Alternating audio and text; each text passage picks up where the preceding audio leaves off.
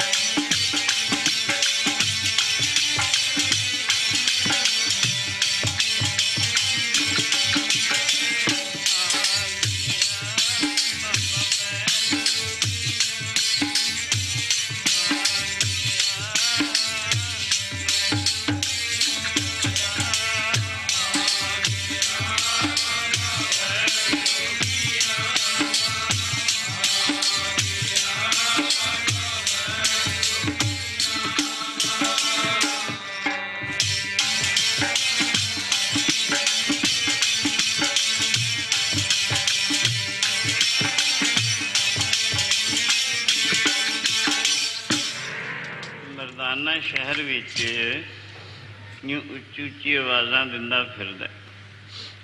एक आदमी मर्दाने रोक के कहन लगा, क्यों जी तुसी वैद हो? कहन लगे नहीं मैं तो वैद नहीं। फिर वैद होर कौन? कहन लगा वैद बाहर बैठा। वो आदमी कहंदा इत्थों दा राजा बड़ा धर्मात्मा, प्रजा पालक। ਜਿਹੇ ਜਿਹੇ ਰਾਜਿਆਂ ਵਿੱਚ ਪ੍ਰਜਾ ਦੀ ਪਾਲਣਾ ਵਾਸਤੇ ਗੁਣ ਹੋਣੇ ਚਾਹੀਦੇ ਹਨ, ਸਾਰੇ ਹੀ ਉਸ ਵਿੱਚ ਪਾਏ ਜਾਂਦੇ ਹਨ। ਪਰ ਇੱਕ ਸ਼ੋਕ ਵਾਲੀ ਗੱਲ ਹੈ, ਇੱਕ ਦੁੱਖ ਵਾਲੀ ਗੱਲ ਹੈ। ਉਸ ਰਾਜਾ ਦੇ ਸਰੀਰ ਨੂੰ ਕੋਹੜ ਦਾ ਰੋਗ ਹੈ।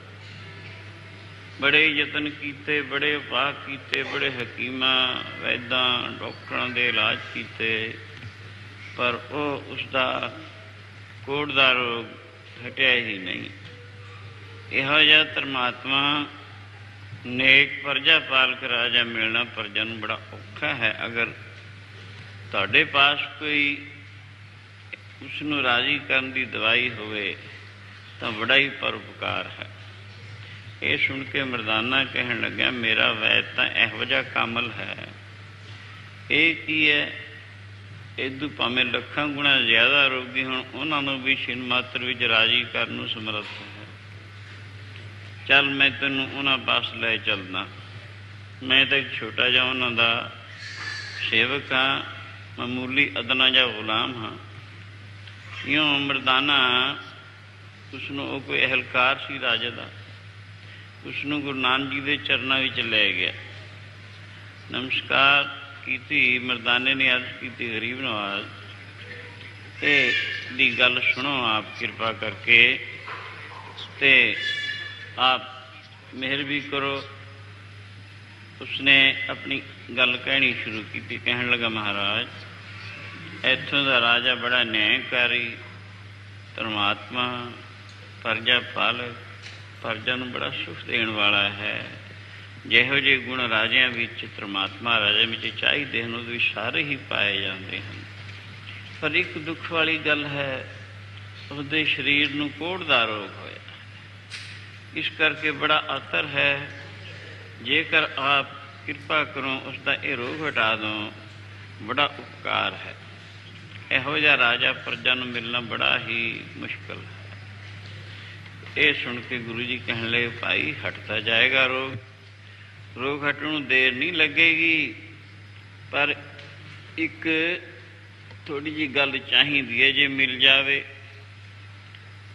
ਉਹ ਬਹੁਤੀ ਵੱਡੀ ਵੀ ਨਹੀਂ। ਉਹ ਕਹਿਣਗੇ, ਦੱਸੋ ਮਹਾਰਾਜ। ਕਹਿਣ ਲੱਗੇ, ਗੁਰੂ ਜੀ, ਅਸੀਂ ਇਹ ਸ਼ਹਿਰ ਵਿੱਚ ਜੇ ਕੋਈ ਬ੍ਰਹਮ ਗਿਆਨੀ ਹੋਵੇ, ਉਸ ਦਾ ਤੇਲ ਕੱਢ ਕੇ ਇਸ ਰਾਜਾ ਦੇ ਸਰੀਰ ਨੂੰ ਮਲਾਂਗੇ, ਬਿਲਕੁਲ ਠੀਕ ਹੋ ਜਾਏਗਾ। ਜੇਕਰ ਕੋਈ ਬ੍ਰਹਮ ਗਿਆਨੀ ਹੋਵੇ ਤੁਹਾਡੇ ਸ਼ਹਿਰ ਵਿੱਚ, ਇੱਥੇ ਕੋਹਲੂ ਗੜਾ ਦਿਓ, ਉਹਦੇ ਵਿੱਚ ਪੀੜ ਕੇ ਉਸ ਦਾ ਤੇਲ ਕੱਢਾਂਗੇ, ਉਹ ਰਾਜਾ ਦੇ ਸਰੀਰ ਨੂੰ ਮਲਣ ਦੀ ਦੇਰ ਹੈ, ਉਸੀ ਵਕਤ ਠੀਕ ਹੋ ਜਾਏਗਾ।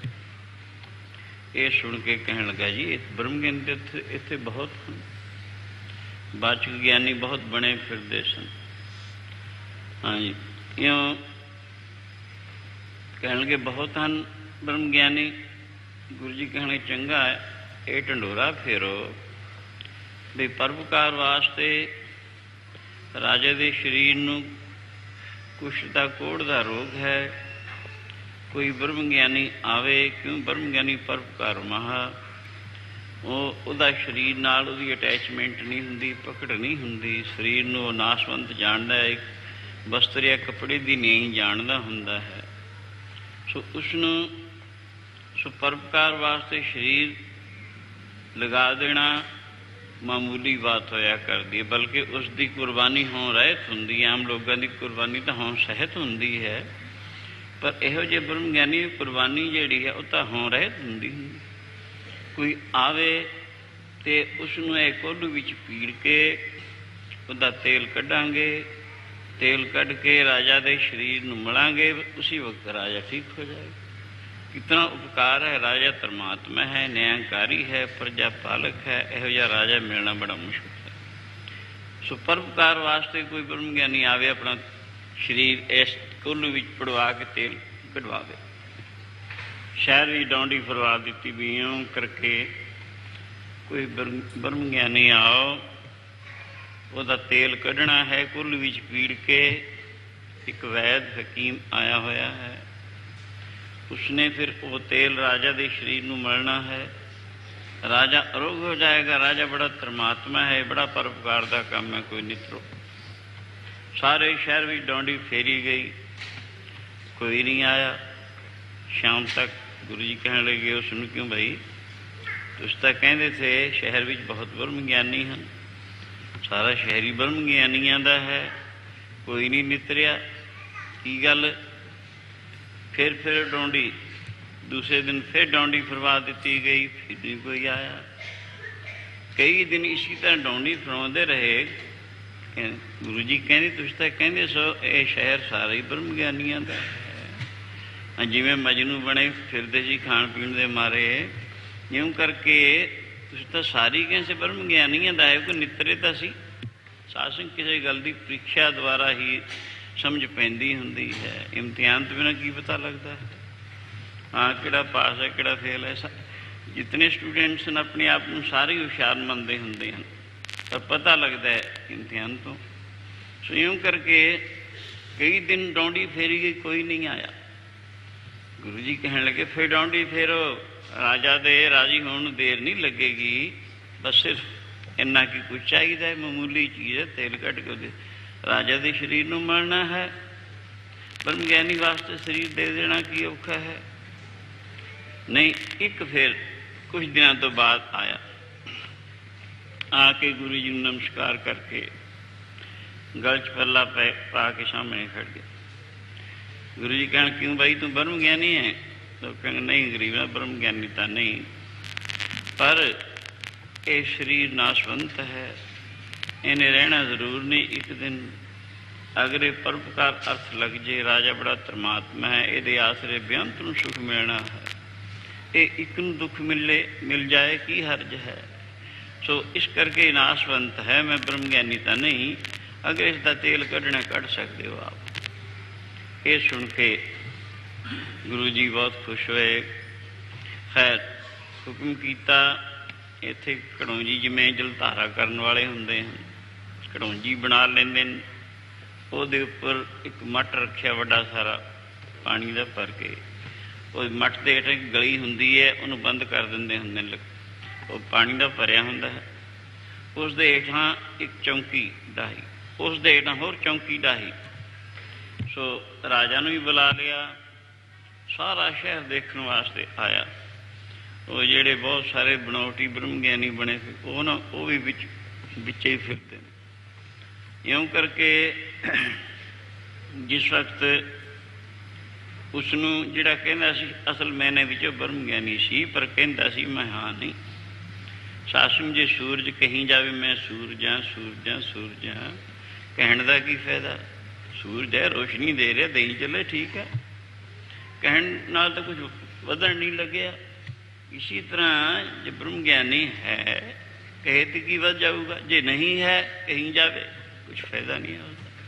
सो इस करके यूँ वो सी असल मैने विच, लेकिन वो अपने आप को कहाउंदा नहीं सी, क्योंकि ब्रह्म ज्ञानी के गरीबी समाह, वो गरीबी निम्रता सहित हुंदा है।